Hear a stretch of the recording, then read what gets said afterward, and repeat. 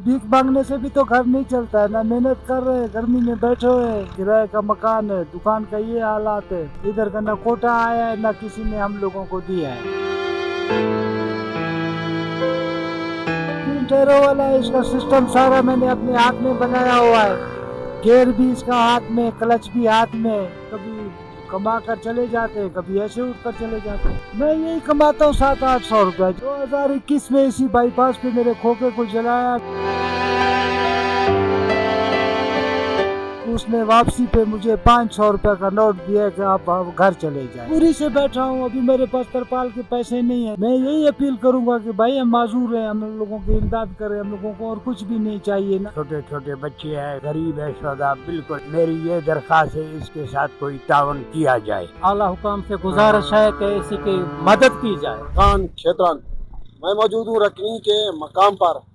ये मेरे आकब आप देख सकते हैं कि एक कपड़ा यहाँ पे लटकाया जा रहा है, जो यहाँ पे एक माजूर उस्ताद अनवर यहाँ के माजूर की हालत में जो यहाँ पे वेल्डिंग का काम करता है, जो दोनों टांगों से माजूर है।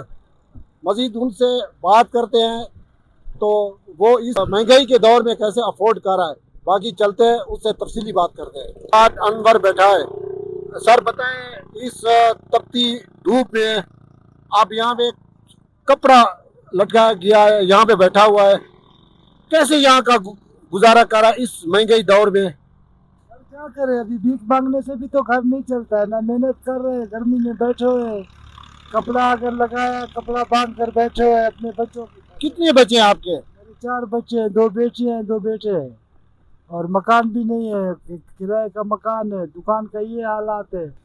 बस रोजी है, कभी आ जाती है, कभी नहीं होती है, दर गुजर हो। अच्छा, ये जैसे बलूचिस्तान में एक माजूर का कोटा होता है, हुकूमत बलूचिस्तान की जानिब से आपके साथ कोई इमदाद किया गया है? नहीं सर, कोई इमदाद नहीं की गई है। माजूर का कोटा जिला बारखान में है कि पता नहीं है, और मुल्कों में तो हमने देखा है, इधर का ना कोटा आया है ना किसी ने हम लोगों को दिया है।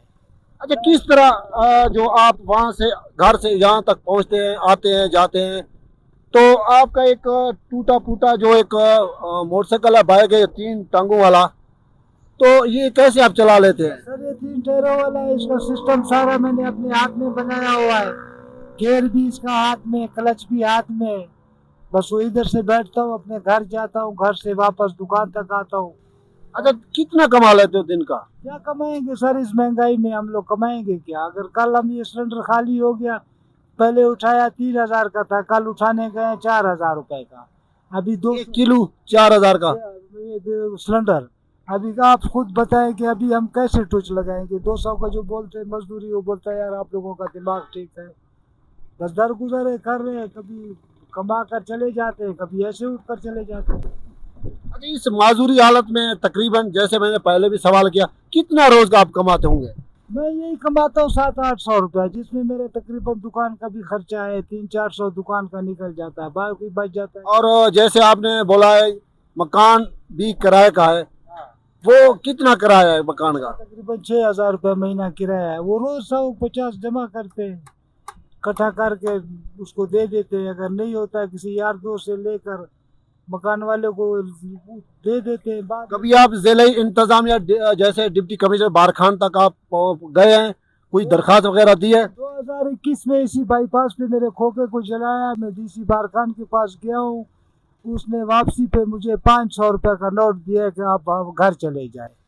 ठीक है, जिसमें वो तो मेरे ख्याल में आने जाने का किराया भी उससे ज्यादा लग गया होगा आपका। 500 रुपये जो मैंने उसकी जेब से निकाला है, तो मैंने फिर जाना ही छोड़ दिया कि भाई इससे जाने रोने से फायदा ही कोई नहीं है। अच्छा, तकरीबन ये रकनी में आप कितनी अरसा हो गया यहाँ पे आप ये रोजगार करें अपना? रकनी में उस टाइम कब आया हुआ हूँ कि जब ये रकनी का नामो निशान ही नहीं था, ये पुल नहीं थी। 88 में मीरबाज मोहम्मद खेतरान ने इलेक्शन जीता, मैं उस टाइम का इस रकनी में हूँ। मेरी वालदा की नौकरी थी अस्पताल में, इसी रकनी अस्पताल में वो दाई थी। ठीक है, मेरे सौतेले बाप ने वो पेंशन भी हड़प कर दी, 18 लाख रुपया पेंशन का उसने हड़प किया है, हाजी मेर शाह ने। ठीक है, और 20,000 रुपया तनख्वाह अभी भी वो मंथली महीना सरकार के घर से लेके वो लोग खा रहे हैं, जिनके दोनों टांगे भी सलामत है, दोनों हाथ भी सलामत है। बाप हाजी मेर शाह है, छोटा सौतेला भाई अख्तर शाह है, सब। और जो उन लोगों के मतलब है कि जितना उस लोगों ने जुल्म मेरे साथ करना था किया है। अच्छा, आप इस तपती धूप में बैठे हो, सिर्फ यहाँ पे जो एक पतला कपड़ा लटका हुआ है, कैसे ये तपती धूप में आप यहाँ पे बैठ कर काम करते हो? मजबूरी से बैठा हूँ, अभी मेरे पास तरपाल के पैसे नहीं है। ये सरकारी जगह है, छप्पर यहाँ मुझे कोई नहीं बनाने देता है। सब यहाँ पे आप अच्छा बेहतर जानते हैं कि कब्जा ग्रुप चल रहे हैं, समझ गए। नहीं, दूसरी बात है यहाँ पे जो माजूर के लिए जो यहाँ की जिले इंतजामिया जो होती है, वो एक जो उसको रैश के लिए एक क्वार्टर भी दे देते हैं। सर कोई क्वार्टर नहीं दिया रिहाइश के लिए। वजीर आला बलूचिस्तान जिस दिन रखनी में आया उसने ऐलान किया, उस दिन मेरे घर में आटा ही नहीं था, मेरे बच्चे भूखे बैठे हुए थे। तो मैं घर से बाहर निकला हूँ, बाजार बंद था, मैं क्या करता।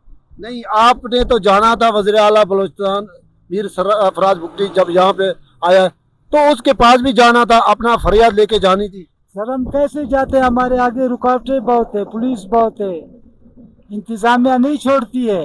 इंतजामिया अगर हमें छोड़ती तो आपने कोशिश करनी थी। हमने कोशिश, मेरे से ज्यादा एक माजूर है उसने कोशिश की है, नहीं छोड़ती है इंतजामिया। अभी आप हुकूमत बलूचिस्तान से, हुकूमत वक्त से क्या अपील करेंगे? मैं यही अपील करूंगा कि भाई हम माजूर हैं, हम लोगों की इमदाद करें। हम लोगों को और कुछ भी नहीं चाहिए, ना आप लोगों का आटा चाहिए ना घी चाहिए।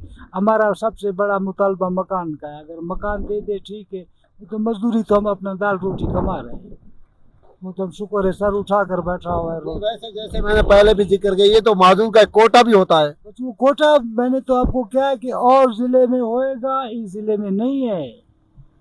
बाकी हर डिवीजन में है, इस डिवीजन में वो कोटा हमने नहीं देखा है। नहीं, माशाल्लाह, अभी जैसे आपने जिक्र किया डिवीजन भी बन चुका है यहाँ पे। नहीं देखा है, इस डिवीजन में कोटा नहीं देखा है।